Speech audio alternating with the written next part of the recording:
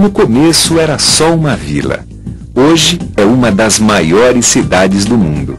Por mais difícil que seja acreditar, São Paulo permaneceu pequena até a metade do século XIX, quando a riqueza da economia cafeeira e a industrialização provocaram seu rápido crescimento.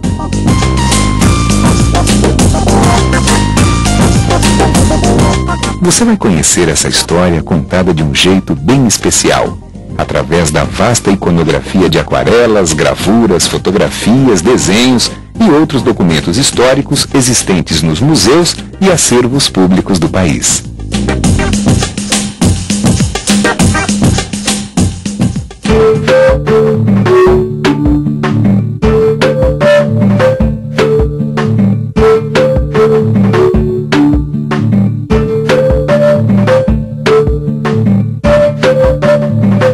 Difícil imaginar, mas a cidade de São Paulo nasceu tímida no alto de uma colina chamada Piratininga.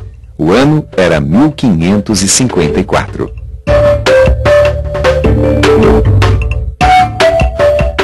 No século XVI começou com a chegada dos jesuítas, né? Eles subiram a serra, né? Se instalaram numa pequena elevação, né?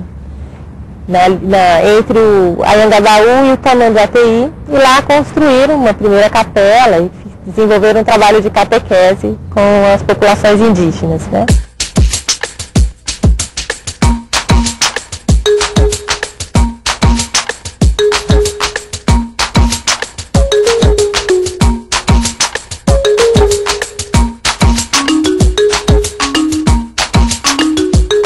Meu nome é Eduardo Ortega. Eu sou fotógrafo, professor universitário de fotografia, paulistano e morador da cidade de São Paulo.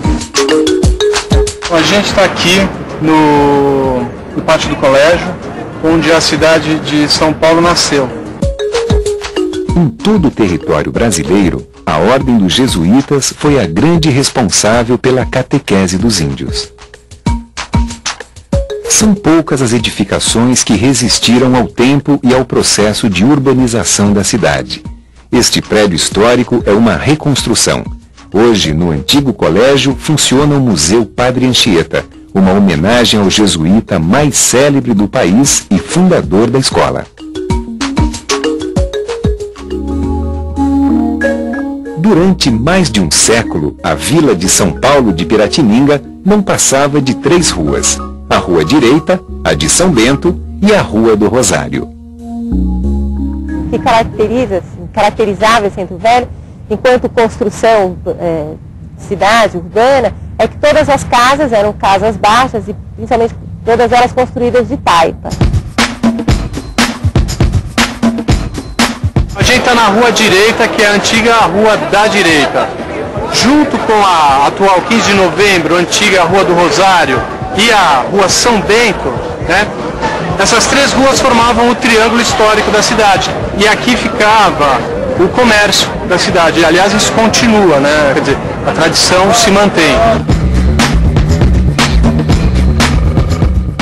Hoje em dia, a juventude de hoje, se a gente pergunta para ela qual é o centro da cidade, eles geralmente olham com muito espanto, porque o centro da cidade de São Paulo não existe mais um centro único, né? Os centros estão dispersos pelos bairros, né? Cada um tem o seu centro de comércio e hoje não existe essa referência de centro.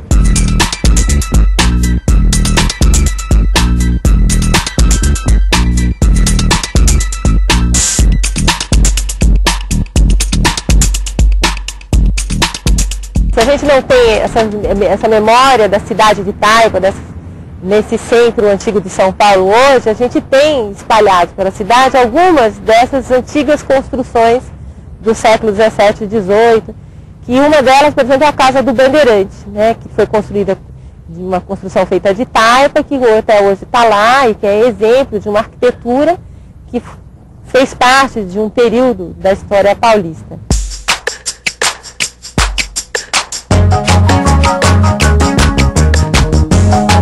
Bandeirantes, eles entravam, né, pelo território brasileiro com 2 finalidades. Uma delas era ir atrás de aprisionar índios né, para serem vendidos como escravos para essa região, da região de São Paulo. E outra finalidade era ir atrás de possibilidades de desbravamento para procurar riquezas, né? Existia uma série de lendas, de histórias, que o território tinha ouro, pedras preciosas. Até o século XVIII, o Brasil viveu da monocultura de açúcar para exportação. A produção usava o trabalho escravo e o seu maior centro de produção ficava no nordeste do país. Como Piratininga estava fora desse eixo produtivo, a vila teve pouco crescimento econômico e populacional. São Paulo vai viver basicamente de uma produção para subsistência. A região vai produzir trigo, né, para essas populações portuguesas do litoral brasileiro até o Nordeste.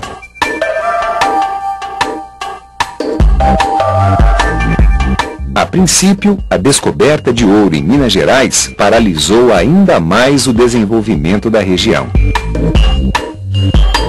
Os paulistas, né, que foram os primeiros a se fixarem na região de Minas Gerais, eles se achavam donos do território e chegaram a entrar em conflitos com os portugueses, com os novos portugueses que vinham atrás, né, do enriquecimento rápido pelo ouro.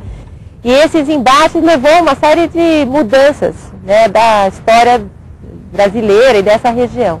A primeira foi a separação da capitania. Era uma grande capitania, Rio, São Paulo, Minas Gerais, uma grande capitania, que foi subdividida, né? Então ficou Rio de Janeiro, Minas Gerais e São Paulo, capitanias distintas. São Paulo foi elevada à cidade em 1711 por conta disso, por conta dessa divisão. E ao mesmo tempo levou a um confronto entre os paulistas e essa nova população portuguesa, que é a famosa Guerra dos Emboabas, né? E que quem acaba perdendo são os próprios paulistas.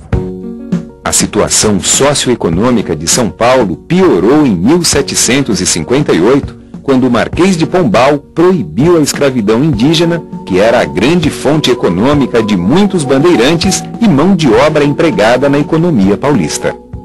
Do ponto de vista das populações indígenas, eles foram os grandes destruidores das nações indígenas aqui nessa região.